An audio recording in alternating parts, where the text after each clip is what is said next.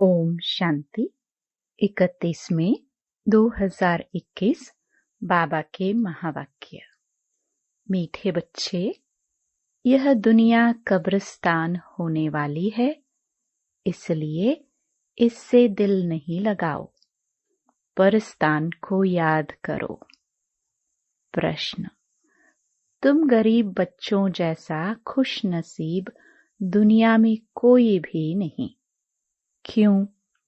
उत्तर: क्योंकि तुम गरीब बच्चे ही डायरेक्ट उस बाप के बने हो जिससे सद्गति का वर्षा मिलता है। गरीब बच्चे ही पढ़ते हैं। साहूकार यदि थोड़ा पढ़ेंगे भी तो उन्हें बाप की याद मुश्किल से रहेगी। तुम्हें तो अंत में बाप के सिवाय और कुछ भी याद नहीं आएगा, इसलिए तुम सबसे खुश नसीब हो। गीत। दिल का सहारा टूट न जाए। ओम शांति। बच्चों प्रति बाप समझा रहे हैं और बच्चे समझ रहे हैं कि बरोबर यह जमाना अब कब्रिस्तान बनने वाला है। पहले यह जमाना परस्तान था, अब पुराना हो गया है, इसलिए इनको कब्रिस्तान कहते हैं। सबको कब्र दाखिल होना है। पुरानी चीज कब्र दाखिल होती है, अर्थात मिट्टी में मिल जाती है। यह भी सिर्फ तुम बच्चे ही जानते हो, दुनिया नहीं जानती। कुछ विलायत वालों को मालूम होता है कि कब्र दाखिल होने का समय दिखता है। तुम बच्चे भी जानते हो कि परस्तान स्थापन करने वाला हमारा बाबा फिर से आया हुआ है। बच्चे यह भी समझते हैं, अगर इस कब्रिस्तान से दिल लगाई तो घाटा पड़ जाएगा। अभी तुम बेहद के बाप से बेहद सुख का वर्षा ले रहे हो, सो भी कल्प पहले मुहाफिक। यह तुम बच्चों की बुद्धि में हर कदम रहना चाहिए, तो यही मन मना भव है। बाप की याद में रहने से ही परस्तानी बनेंगे। भारत परस्तान था और खंड परस्तान नहीं बनते हैं। यह है माया रावण का पंप। यह थोड़ा समय चलने वाला है। यह है झूठा शो, झूठी माया, झूठी काया है ना। यह पिछाड़ी का भपका है। इनको देखकर समझते हैं स्वर्ग तो अभी है, पहले नरक था। बड़े बड़े मकान बनाते रहते हैं। यह 100 वर्ष का शो है। टेलीफोन, बिजली, एरोप्लेन आदि यह सब 100 वर्ष के अंदर बनते हैं। कितना शो है, इसलिए समझते हैं स्वर्ग तो अभी है। दिल्ली पुरानी क्या थी, अब नई दिल्ली कैसे अच्छी बनी है। नाम ही रखा है न्यू दिल्ली। बापूजी कहते थे नई दुनिया राम राज्य हो, परस्तान हो। यह तो टेम्पररी पॉम्प है। कितने बड़े बड़े मकान, फाउंटेन आदि बनाते हैं। इनको आर्टिफिशियल स्वर्ग कहा जाता है, अल्पकाल के लिए। तुम जानते हो इनका नाम कोई स्वर्ग नहीं है, इनका नाम नरक है। नरक का भी एक शो है। यह है अल्पकाल का शो। यह अभी गया कि गया। अब बाप बच्चों को कहते हैं, एक तो शांति धाम को याद करो। सब मनुष्य मात्र शांति को ढूंढते रहते हैं, कहाँ से शांति मिलेगी। अब यह सवाल तो सारी दुनिया का है कि दुनिया में शांति कैसे हो। मनुष्यों को यह पता नहीं कि हम सब वास्तव में शांति धाम के रहने वाले हैं। हम आत्माएं शांति धाम में शांत रहती हैं, फिर यहाँ आती हैं पाठ बजाने। सो भी तुम बच्चों को मालूम है, अभी तुम पुरुषार्थ कर रहे हो सुख धाम जाने वाया शांति धाम। हर एक की बुद्धि में है हम आत्माएं अभी जाएंगी अपने घर शांति धाम। यहाँ तो शांति की बात हो नहीं सकती, यह है ही दुख धाम। सतयुग पावन दुनिया, कलयुग है पतित दुनिया। इन बातों की समझ अभी तुम बच्चों को आई है। दुनिया वाले तो कुछ भी नहीं जानते हैं, तुम्हारी बुद्धि में आया है। बेहद का बाप हमको सृष्टि चक्र के आदि मध्य अंत का राज समझाते हैं, फिर कैसे धर्म स्थापक आकर धर्म स्थापन करते हैं। अब सृष्टि में कितने अथाह मनुष्य हैं। भारत में भी बहुत हैं। भारत जब स्वर्ग था तब बहुत साहूकार थे और कोई धर्म नहीं था। तुम बच्चों को रोज रिफ्रेश किया जाता है। बाप और वर्षे को याद करो। भक्ति मार्ग में भी यह चला आता है। हमेशा अंगुली दिखाते हैं कि परमात्मा को याद करो। परमात्मा अथवा अल्लाह वहाँ है, परंतु सिर्फ ऐसे ही याद करने से कुछ होता थोड़े ही है। उनको यह भी पता नहीं है कि याद से क्या फायदा होगा। उनके साथ हमारा क्या संबंध है, जानते ही नहीं। दुख के समय पुकारते हैं, हे राम। आत्मा याद करती है, परंतु उनको यह पता नहीं है कि सुख शांति किसको कहा जाता है। तुम्हारी बुद्धि में आता है कि हम सब एक बाप की संतान हैं, तो फिर दुख क्यों होना चाहिए। बेहद के बाप से सदा सुख का वर्षा मिलना चाहिए। यह भी चित्र में क्लियर है। भगवान है ही स्वर्ग की स्थापना करने वाला, हेवनली गॉड फादर। वह आते भी भारत में ही है, परंतु यह कोई समझते नहीं है। देवी देवता धर्म की स्थापना जरूर संगम पर ही होगी। सतयुग में कैसे होगी, परंतु यह बातें दूसरे धर्म वाले जानते नहीं हैं।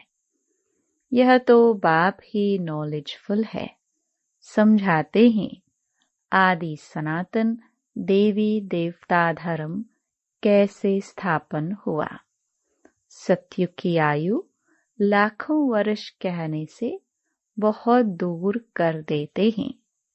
तुम बच्चों को चित्रों पर ही समझाना है।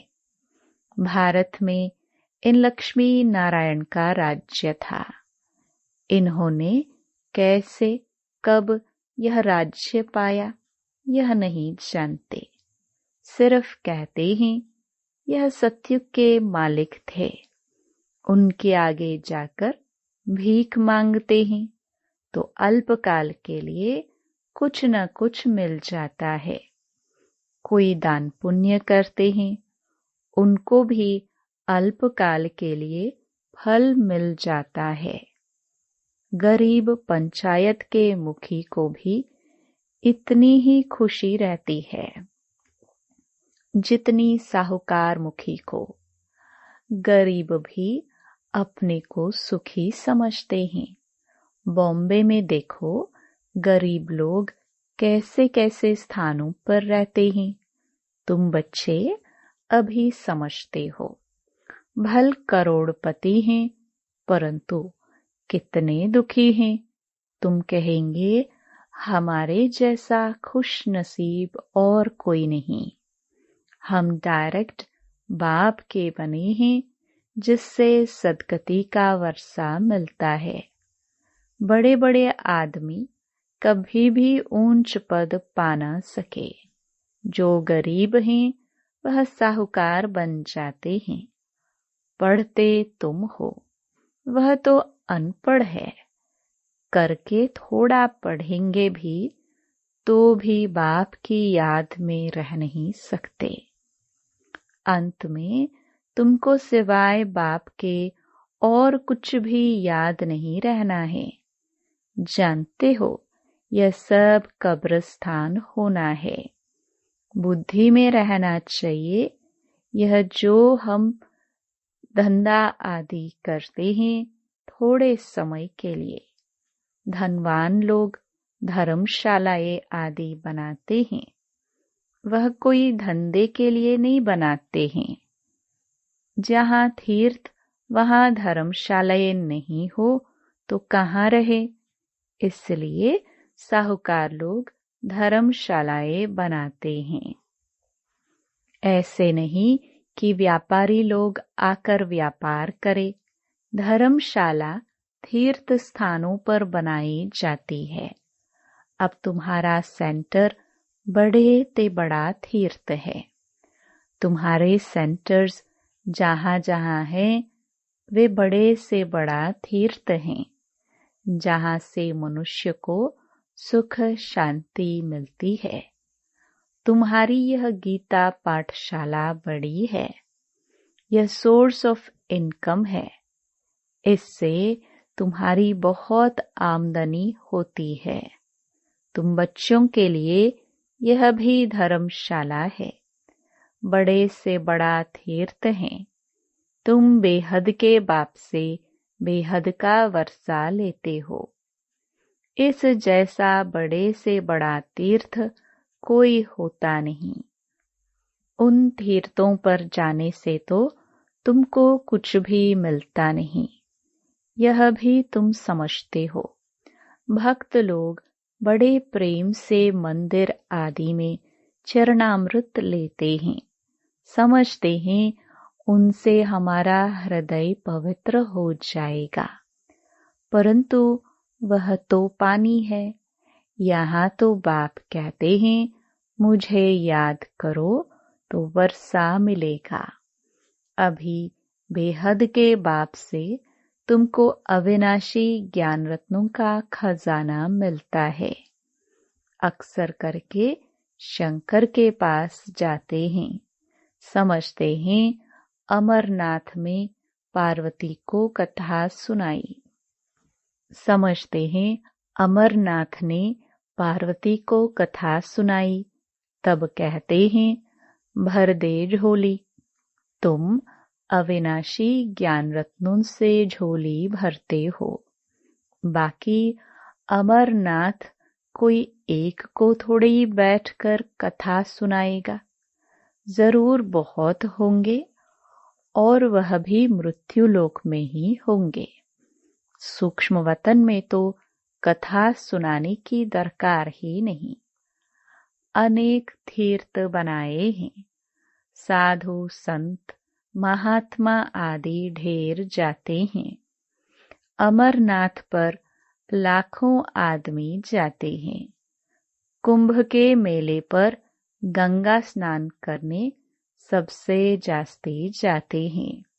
समझते हैं हम पावन बनेंगे। वास्तव में कुंभ का मेला यह है। वह मेले तो जन्म जन्मांतर करते आए, परंतु बाप कहते हैं इससे वापस अपने घर कोई भी जा नहीं सकते, क्योंकि जब आत्मा पवित्र बने तब जा सके। परंतु अपवित्र होने के कारण सबके पंख टूटे हुए हैं। आत्मा को पंख मिले हैं योग में रहने से। आत्मा सबसे तीखी उड़ती है। कोई का हिसाब किताब लंदन में, अमेरिका में होगा तो झट उड़ेंगे, वहां सेकंड में पहुंच जाते हैं। लेकिन मुक्ति धाम में तो जब कर्मातीत हो तब जा सके, तब तक यहाँ ही जन्म मरण में आते हैं। जैसे ड्रामा टिक टिक हो चलता है, आत्मा भी ऐसे है। टिक हुई यह गई, इन जैसी तीखी और कोई चीज होती नहीं। ढेर की ढेर सब आत्माएं मूल वतन में जाने वाली हैं। आत्मा को कहाँ का कहाँ पहुँचने में देरी नहीं लगती है। मनुष्य यह बातें समझते नहीं। तुम बच्चों की बुद्धि में आता है कि नई दुनिया में जरूर थोड़ी आत्माएं होंगी और वहां बहुत सुखी होंगी। वही आत्माएं अब 84 जन्म भोग बहुत दुखी हुई हैं। तुमको सारे चक्र का मालूम पड़ा है। तुम्हारी बुद्धि चलती है और कोई मनुष्य मात्र की बुद्धि नहीं चलती। प्रजापिता ब्रह्मा भी गाया हुआ है। कल्प पहले भी तुम ऐसे ही ब्रह्मा कुमार कुमारी बने थे। तुम जानते हो कि हम प्रजापिता ब्रह्मा के बच्चे हैं।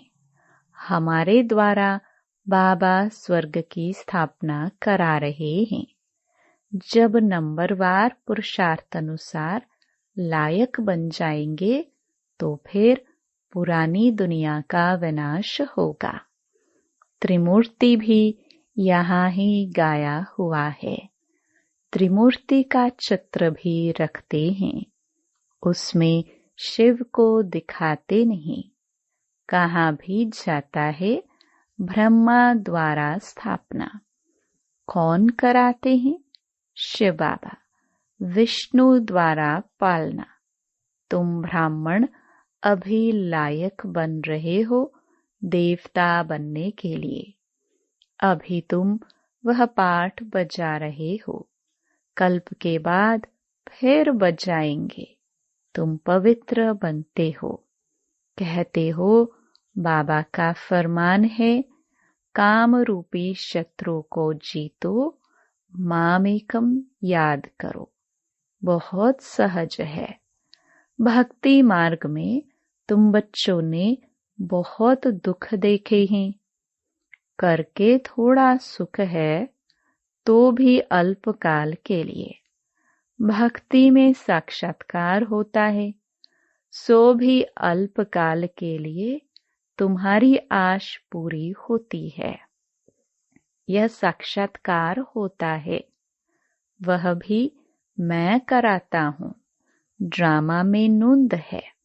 जो पास्ट हुआ second by second drama shoot किया हुआ है। ऐसे नहीं कहते हैं अब शूट हुआ। नहीं, यह तो अनादि बना बनाया ड्रामा है। जितने भी एक्टर्स हैं सबका पाठ अविनाशी है। मोक्ष को कोई नहीं पाते हैं। सन्यासी लोग कहते हैं हम लीन हो जाते हैं। बाप समझाते हैं तुम अविनाशी आत्मा हो। आत्मा बिंदी है। इतनी छोटी सी बिंदी में 84 जन्मों का पाठ नूंधा हुआ है। यह चक्कर चलता ही रहता है। जो पहले पहले पाठ बजाने आते हैं वही 84 जन्म लेते हैं। सब तो ले ना सके।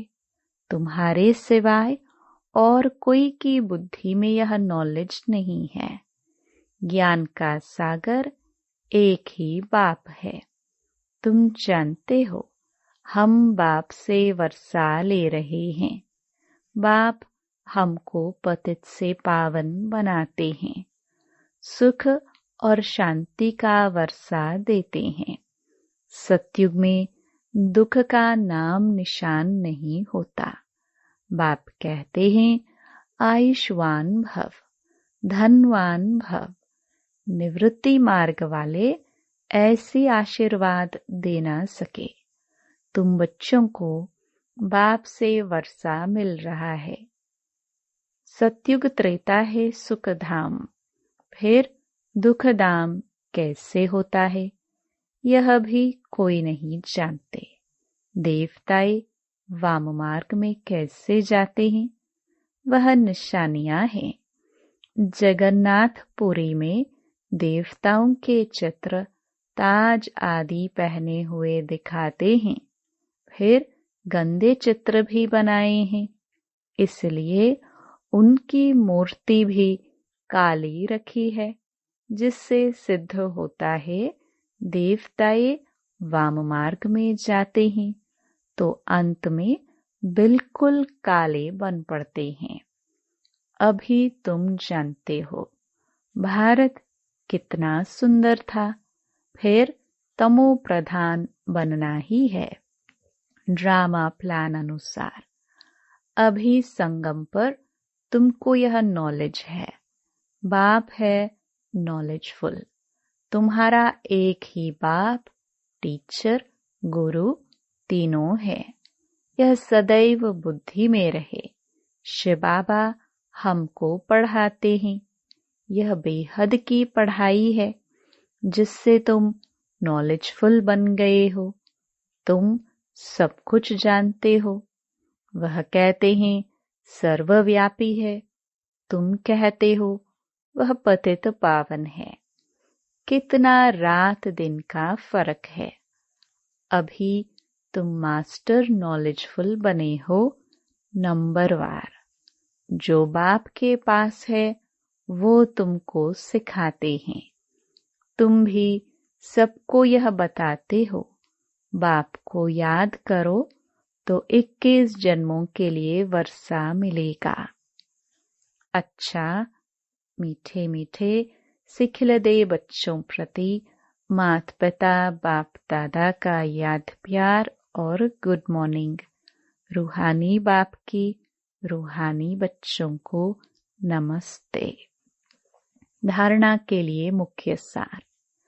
पहला, स्वयं रिफ्रेश रहकर औरों को रिफ्रेश करने के लिए बाप और वर्षे की याद में रहना है और सबको याद दिलाना है। दूसरा, इस पुरानी दुनिया से, इस कब्रिस्तान से दिल नहीं लगानी है। शांति धाम, सुख धाम को याद करना है। स्वयं को देवता बनने के लायक बनना है।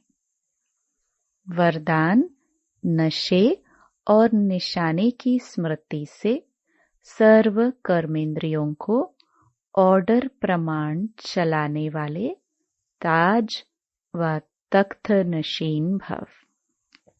संगम युग पर बाप दादा द्वारा सभी बच्चों को ताज और तख्त प्राप्त होता है। प्योरिटी का भी ताज है तो जिम्मेवारियों का भी ताज है। अकाल तख्त भी है तो दिल तख्त नशीन भी हो। जब ऐसे डबल ताज और तख्त नशीन बनते हो तो नशा और निशाना स्वतः याद रहता है। फिर यह कर्मेंद्रियां जी हजूर करती हैं। जो ताज व तख्त छोड़ देते हैं उनका ऑर्डर कोई भी कारोबारी नहीं मानते। स्लोगन, कमजोर संकल्प ही प्रसन्न चित्त के बजाय प्रश्न चित्त बना देते हैं। Om Shanti. To watch Peace of Mind channel videos on YouTube, subscribe us on youtube.com/tvpeaceofmind. Just a click for a peaceful life.